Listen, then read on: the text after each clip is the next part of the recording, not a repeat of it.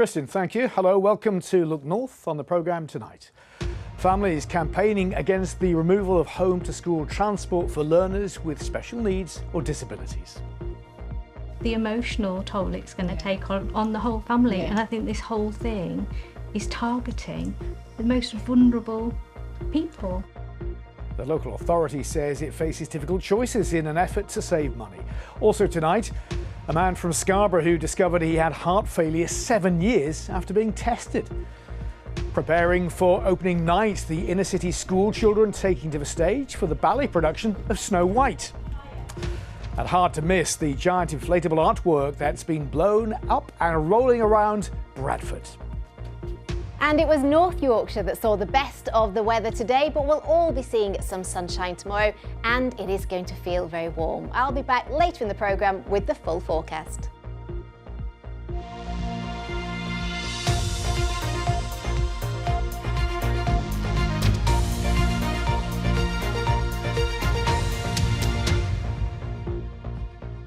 Hello, thank you for your company. First tonight, parents in Leeds say cuts to transport for young people with special educational needs will have a devastating impact. The decision will effectively remove home-to-school transport for learners with special educational needs or disabilities going into further education from September. The council says it has to make changes to save money and would be offering independent travel training and personal travel allowances where appropriate. But campaigners say that won't fix the issue, as Ollie Constable now reports.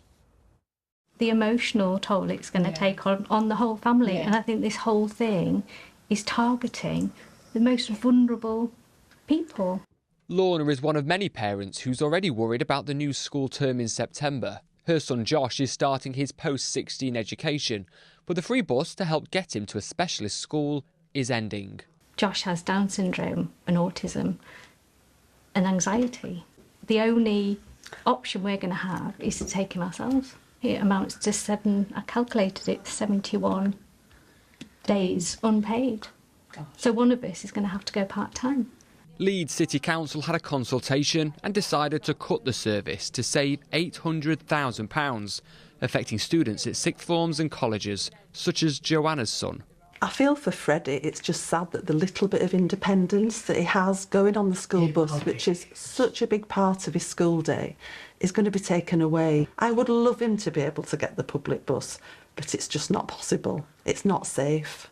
We're just a very small number of parents and carers who are going to be impacted by this policy. When Leeds City Council did their Equality, Diversity and Inclusion Impact Assessment, they have calculated that there are over 1,000 children and young people who are going to be affected by this policy. The council says free bus passes or even some money to go towards their own travel arrangements might be offered to some students, decided on a case-by-case basis. The council told us these changes only apply to new applicants, and there are transition arrangements in place for those who currently get transport. They said they remain committed to supporting young people with special educational needs and disabilities in accessing education, which could include offering discretionary assistance. But parents feel they're still not being listened to and want to show the council how devastating a decision this would be for young people and their families. I would love Lyle to be on school transport. I would love Lyle to be able to get on a bus. I would love Lyle to be able to do lots of things. But I celebrate the things that Lyle can do because he's an amazing kid and an amazing young man. And I think it's making families who are already on the edge tip over that edge. And it's going to make things far, far more difficult for parents who are already struggling massively. Ollie Constable with that report. Well, earlier I spoke to Una Summerson from the charity Contact, which works with families of disabled children. I asked her why school transport is so important. Well, school transport for disabled students, it gives young people an opportunity to have some sense of independence. Really importantly, it helps their parents be able to work and to look after other children. It's really an extension of the school day. It's absolutely vital. And so it's really upsetting for many, many families when all of a sudden their child at 16, their transport just vanishes. And what is the longer term impact without that transport? Well, what we're hearing from school leaders is it's affecting school attendance. In some cases, it means that young people can't continue with their education. But often what happens is the responsibility falls to their parents. And that can mean that a parent has to reduce their hours, they have to give up careers. It makes family life much more difficult and really adds stress. And what we know is that some families are being charged thousands of pounds for what was previously free council provided transport, and this is having a massive financial impact on them when they have all sorts of other higher costs compared to other families. Do you have any sympathy for the local authorities, though? Because clearly in the case of Leeds here, money is tight and there are other priorities, aren't there? Yeah, we completely see that councils like Leeds are in a really tough situation. Their budgets for many years have been pressured, and I know that many have tried to protect transport for disabled students.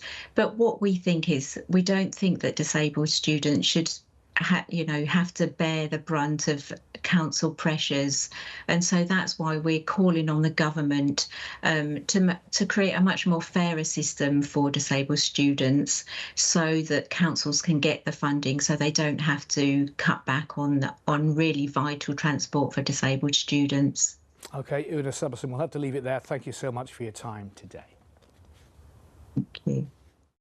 Next tonight, a man who lived in a residential care home in Bradford has been found guilty of the attempted murder of a neighbour. Graham Dowling attacked Kevin Ryan last December, telling police he acted in self-defence. Tom Ingle now reports from Bradford Crown Court. This has been a very short trial at Bradford Crown Court, lasting just 1 week, but it has been full of disturbing details. It involves two men, both residents at a care home for people with mental health conditions. 36-year-old Graham Dowling attacked 61-year-old Kevin Ryan with such force that Mr. Ryan had to be taken to hospital with several fractures and a collapsed lung. Staff at the care home in Bradford said they weren't aware of any difficulties between the men before the assault on the 10th of December. But a fight between the two quickly escalated. Mr. Dowling told the court he stopped punching and kicking when he realised he could see a pool of blood. A hospital consultant gave evidence to the jury that Mr. Ryan's injuries were similar to if he had fallen to a hard pavement from a first or second floor window. Dowling admitted causing grievous bodily harm with intent, but had denied attempted murder. He maintained in court he'd been acting in self-defence. But after 2 hours of deliberation today, the jury found him guilty. The case has been adjourned for sentencing, which is likely to take place in the middle of August. However, there was one more extraordinary exchange. The judge addressed Mr. Dowling by his first name and said, "I'm going to get some psychiatric reports so I can understand a little bit more about you."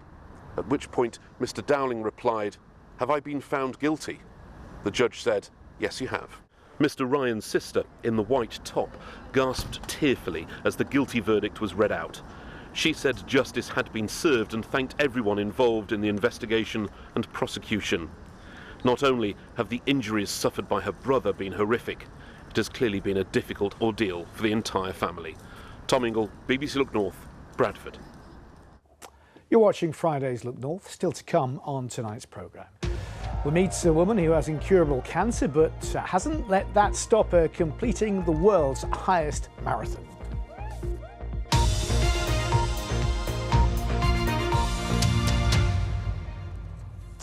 Let's get some news in brief now. A secondary school has paid tribute to a girl who died after falling into a reservoir in West Yorkshire.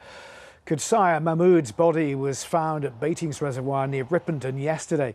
In an email to parents, Crossley Heath School in Halifax, where Kudsaya was a Year 8 pupil, described her as a bright, kind and friendly young person who brought happiness to our school.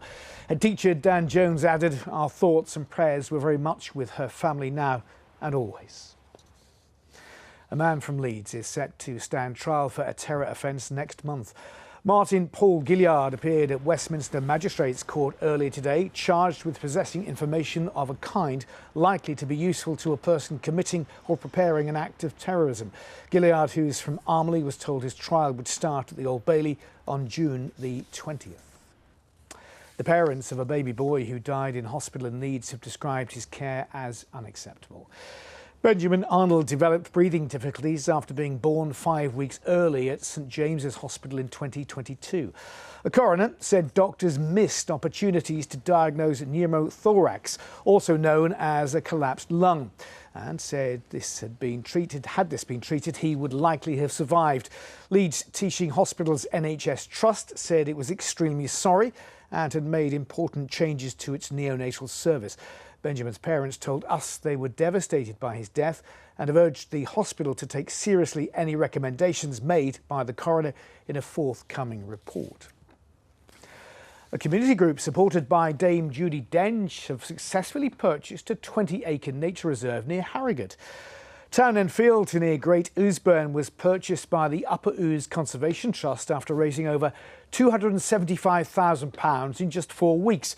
Dame Judy threw her support behind the campaign and said she was proud to have been a small part of it. What a celebration. We've saved the field and we've saved the tree. I'm very, very pleased, and I shall be raising several glasses of champagne to you all. I'm very glad and I'm very proud to have been a tiny little part of saving it for you all. I said, yes, enjoy that champagne, Dame Judy. Next tonight, a man from Scarborough says he feels let down by the NHS over concerns about his heart. Scott McKenna complained of chest pains and had tests in 2018 but heard nothing back. Then a few months ago, a letter arrived from his new GP telling him he's been living with heart failure. Scott got in touch with Look North after seeing our report on Tuesday about a rise in the number of deaths from cardiovascular disease. I went to meet him. Scott McKenna moved to Scarborough in 2023, but earlier this week saw an item on the news about an increase in the number of deaths of working-age adults from heart disease. The 58-year-old says he first went to his GP in Peterborough 7 years ago after suffering from chest pain, shortness of breath and swelling of his legs. Despite undergoing tests in 2018, he heard nothing back. Scott then says after moving north, he recently received an alarming letter from his new GP. It's out of the blue. My partner said she got a letter from the doctors. I was at work and I said, well, open it. I've got, I don't know what's going on. And then she says, oh, apparently you've got heart failure, which was a shock, to find out that way. But if I'm supposed to have an annual check, where there's the other 6 been. Following the news of his condition in February, Scott says he still feels no further forward, despite undergoing various observations. Subsequently, I've had 6 blood tests, 2 ECGs, and never been called back to discuss what they're supposed to be. I've been to the hospital for a chest x-ray, but nothing's ever been explained or been called in to go through the results. Apparently on my record, I was supposed to have been put on warfarin and beta blockers, but I've had no medication. In response, SSP Health's CEO Andy Scaife told us, "We note that the patient has stated they were not made aware of a diagnosis by their previous GP practice a number of years ago. As this is totally unrelated to SSP, we are unable to comment on this. This patient joined our practice in Eastfield in January 2024. And since that time, I can confirm that we have acted in accordance with NICE guidelines to ensure he has received appropriate care in relation to any conditions that he may have." Since he got in touch, Scott says there has been further contact with doctors to look at a way forward. Phil Bodmer, BBC Look North, Scarborough. Well, we asked Scott's sole GP in Cambridgeshire for comment and we're still waiting for their response. OK, time to turn to the sport now. Here's Sal. Thank you, Phil. Yes, some medal news first of all. It was a British 1-2 for Leeds gymnasts Luke Whitehouse and Harry Hepworth at the European Championships in Germany. Luke retained his floor title for the 3rd year in a row and Harry finished second, winning his first individual European medal. both train at the Leeds Gymnastics Club. It follows success earlier this week when both won gold as part of the men's team event. Sheffield Wednesday players and staff have not received their monthly wages on time for the second time in 3 months. Wages were due to be paid today. Sheffield Wednesday are yet to comment. A similar issue involving wages happened in March, with payment eventually being made about a week later. Staying in Huddersfield now, but with football, town owner Kevin Nagle has spoken to us today after welcoming his new Team Boss Lee Grant to the club. And Nagle has coined a new phrase to describe what he says fans will enjoy next season under the new regime. The Terriers will be playing what he calls northern football. It's much more direct football. It's really more physical football, and I think it's more dynamic football.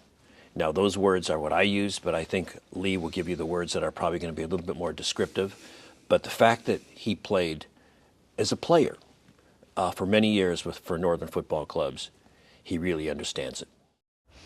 Northern Cricket now in Yorkshire are in action at Headingley in the first T20 blast of the season. That started at 6:30 and you can follow all the action on BBC Sport Online and Sounds. But for that, it's your sport for now, Phil. Thank you for that, Sally. Now, a group of children from Doncaster will perform alongside professional ballet dancers this weekend.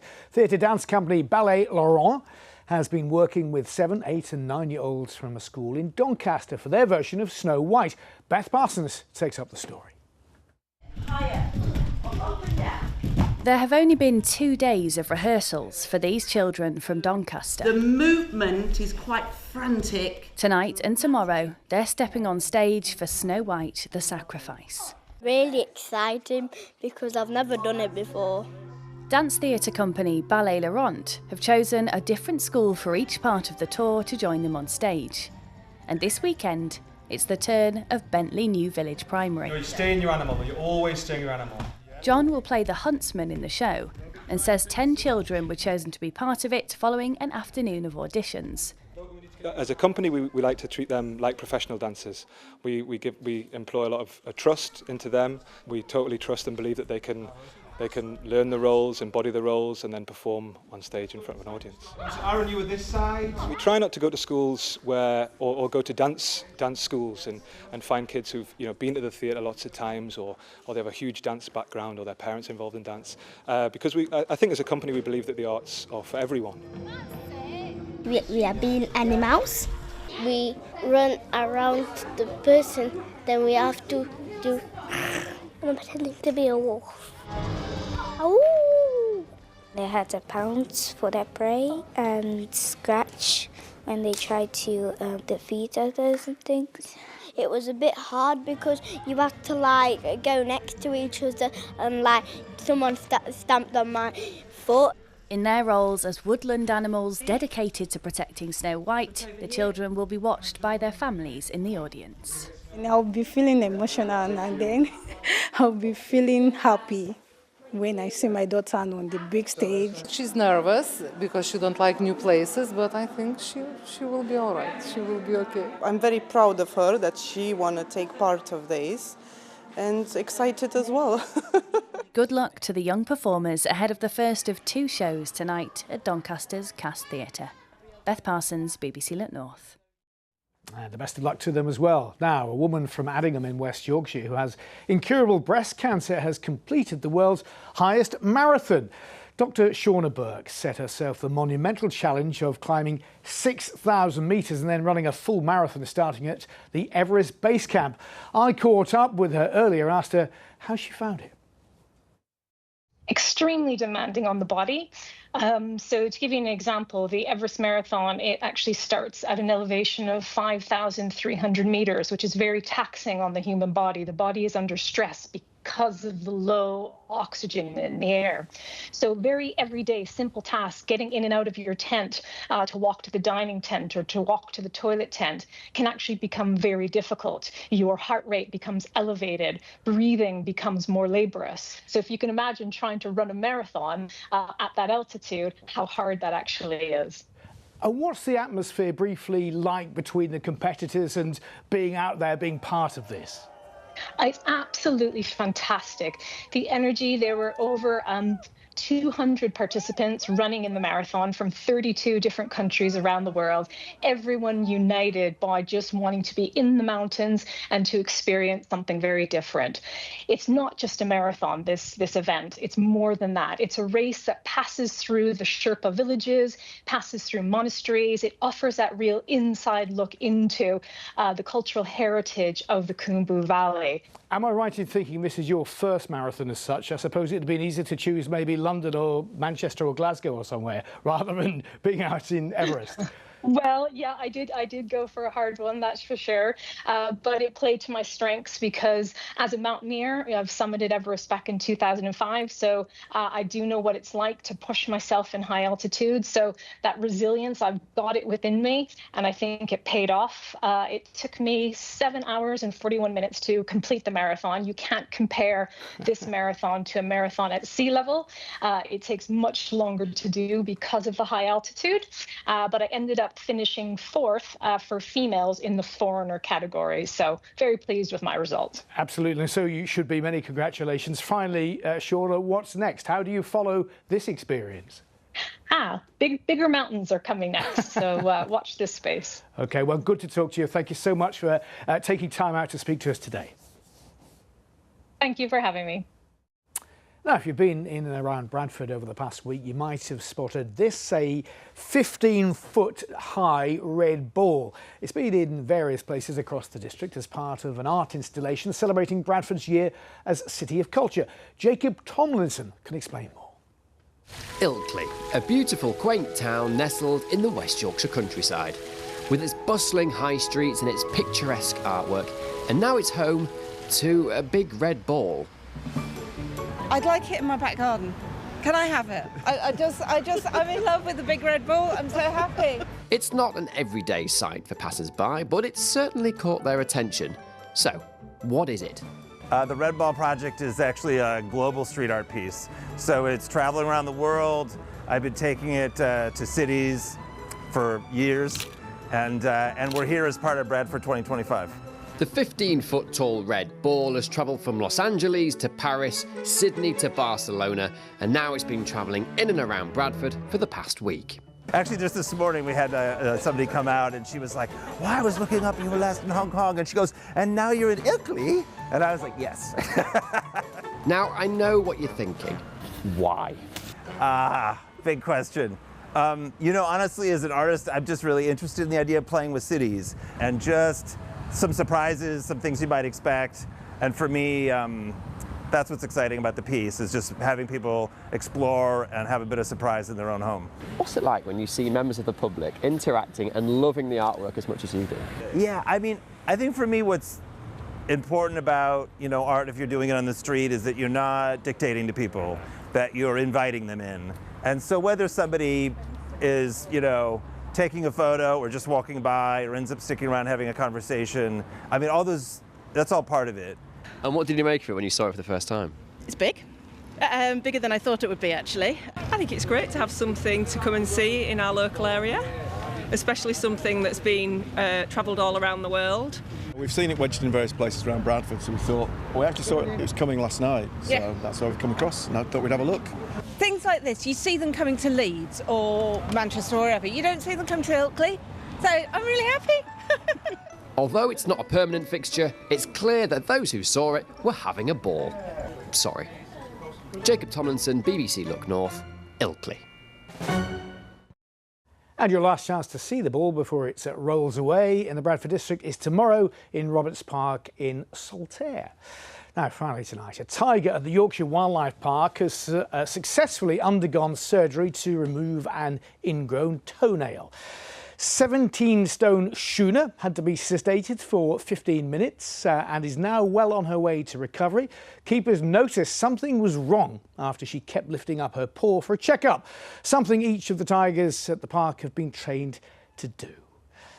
I have to confess, I didn't know tigers had toenails, but no, I wouldn't like to offer them a manicure or a pedicure. No. No, I don't think I would either. I think you might get your eyes taken out. Possibly so, yes. It's been unsettled all week, Lisa. What can you promise us for the weekend? It's staying unsettled, but the weekend promises to be quite nice, certainly very warm. It's been warm today, but if we look at our first Weather Watchers pictures, you can see there was quite a lot of clouds still in the sky. This is Wakefield at lunchtime, but the poppy's still looking beautiful there under those grey skies. It's further north where we had the best of our weather today. Plenty of sunshine there. Friday looking beautiful in the sunshine. So over the weekend, what we're going to find is it is going to stay mild on Saturday, more sunshine than we have seen today, and then it cools down. It's low pressure that's still dominating our weather as we head through the weekend, and as this weather front pushes through, that's going to give us the cooler air as we head into Sunday. Then a ridge of high pressure is going to give us some fine weather for Monday, but it doesn't last long. Low pressure still waiting out in the Atlantic, and that brings us some unsettled weather for most of next week. Now the radar sequence shows that a little band of rain has been pushing its way southwards. It's still troubling parts of South Yorkshire at the moment, but as we head through this evening, any showers will tend to fade away, and for most of us tonight it is going to be dry and mostly clear skies. There's a bit of patchy cloud affecting the Pennines at times. Where we have those clearer skies in the east, we could see temperatures dipping down into single figures around 9 or 10 degrees by the end of the night. 10 is 50 degrees Fahrenheit. So looking at the tide times along the coast, tomorrow morning the next high water 7:37 in Whitby, and then again just after 8:20 tomorrow evening.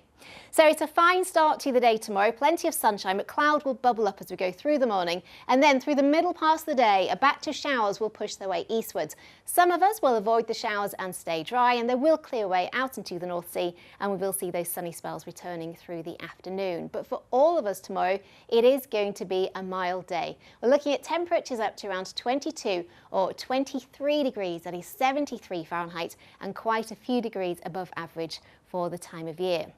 Now, overnight into Sunday, we will see that weather system pushing through. Sunday itself, very similar to Saturday in terms of the weather we're going to have. We will have variable cloud, sunny spells and the threat of a few showers, but it is going to be feeling cooler. So 23 degrees on Saturday, 18 degrees on Sunday. A fine day to come on Monday, but it looks as though the rest of next week is going to be rather unsettled. Enjoy the next few days while we can. Lisa, thank you for that. That's as far as we go for now. I'll be back with a late bulletin at 10:30, but for myself, Lisa, and the whole team, do enjoy the rest of your Friday evening. Good night.